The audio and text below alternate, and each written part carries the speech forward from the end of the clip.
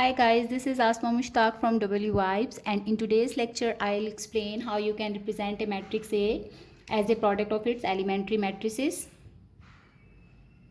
Generally speaking, elementary row operations are the operations that are required for converting a matrix A into the identity matrix.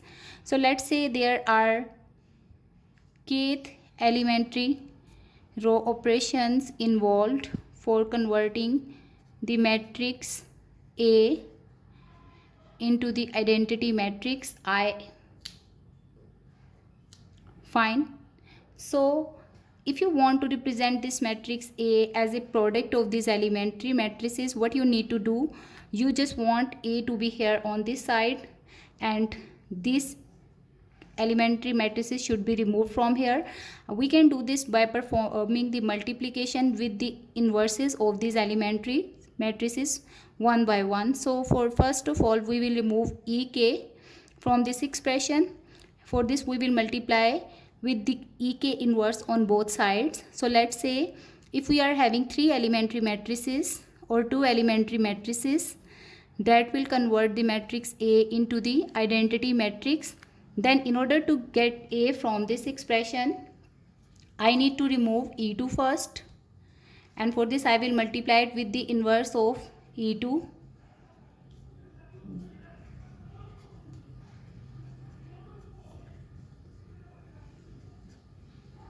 Okay, and this will give us identity matrix and we will left with only E1A on here, while you will have E2 inverse on the right hand side. Similarly, now we want to remove E1 from here. You will do the multiplication with the E1 inverse.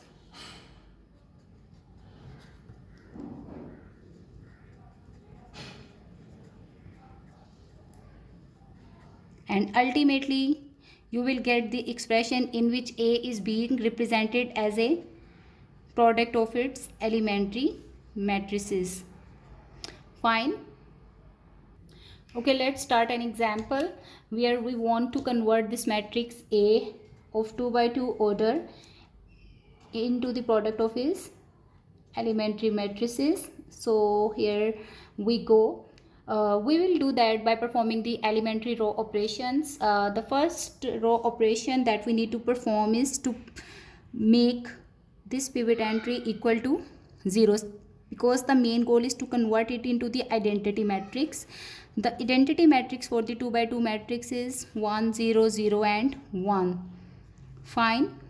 The first elementary row operation that we will perform on A is actually R2 minus 3 times of R1. Why? Because we want to make the entry below this pivot entry equal to 0. If the pivot is not equal to 1, then the first step should be such that so that we can get the pivot entry equal to 1. But now we will do R2 minus 3 times of R1 on this matrix and you will get 1, 2, 3 and then minus 2. Okay, and the elementary matrices are generated by performing the same elementary row operation on the identity matrices. Okay, so hence we will get E1 is equal to 1 0 minus 3 and 1. You can find the inverse of this elementary matrices by performing the simple method that you know, adjoint of E1 divided by determinant of E1. This is one way. And other way is, if you have performed the elementary row operation simply of the subtraction or addition, you can just invert the sign on the row element for which you actually perform the row operations. So E1 inverse can be directly written by just inverting the sign of the entry that you made equal to 0. So 0, 3 and 1. So what I did, I just inverted the sign of this entry that I wanted to make equal to 0.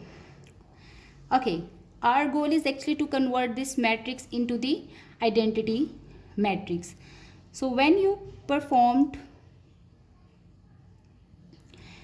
the operation on that matrix R2 minus 3 times of R1, so this entry was equal to 0 basically, and you are left with 1 2 0 minus 2.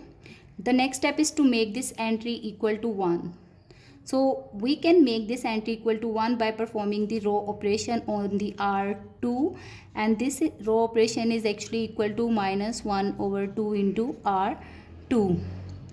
So this second elementary row operation on this matrix is performed like that, and you will get 0 into 1. We are very close to the identity matrix, and the second elementary matrix will be generated again from the identity matrix by multiplying minus 1 over 2 with R2 of this identity matrix. So you will get 1 0 0 and then minus 1 over 2. In case of the multiplication, you can see the inverses come out to be equal to 1 0 0 minus 2, or you can simply verify this by performing this formula on this elementary matrices. So whenever you are performing the multiplication, just take the reciprocal of the number and the sign remains as it is. Fine. In this case, sign doesn't switch. We have converted this matrix in almost to the identity matrix. The next step is to convert this entry or equal to 0. How can we do that? We will again apply the row operation over on R1, and you will get R1 minus 2 times of R2. So this third elementary row operation on this matrix A will convert 1 0 0 and 1. Fine. And you will have elementary matrix which is E3. In this case, equal to 1 minus 2 0 and 1. All right, and E3 inverse will be equal to 1 2 0 and 1. You can clearly see I just have switched the sign of the number that I wanted to make equal to 0. Now as you can see, A has been converted into the identity matrix. The next step is simply write A as the product of its elementary matrices. Since 3 elementary row operations were involved while converting this matrix into the identity matrix, you can simply verify this resultant by placing the values of these matrices. E1 inverse was equal to 1 0 3 1. E2 inverse was equal to, this is actually E2 inverse, it's equal to 1 0 0 minus 2, and similarly E3 inverse is equal to 1 2 0 and 1.